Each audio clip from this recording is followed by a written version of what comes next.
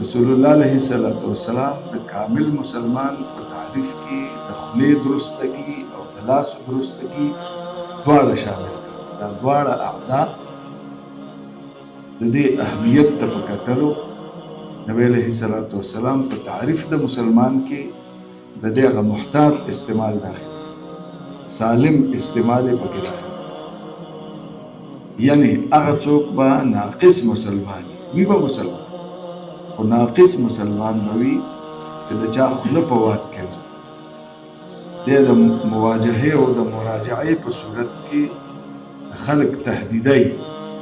خلق تحقیری، خلق توهینی. هر مراجع دا کمتر نه وي. هر هغه څوک چې زما سره کاري ربط دی او زما تر دفتر او کاونټر را رسېدلی، په دې معنا نه دی چې زه افضل یم او دی مفضول دی، زه اعلی یم او دی ادنا دی، زه محتاج الی یم او دی محتاج دی. د دې ملت په خدمت زه موظف یم، زه مکلف یم، زه مسؤول یم او زما نه هم د دې تپوس کېږي رویه او سلوک دې ورسره څنګه وکړو، کار دې ورله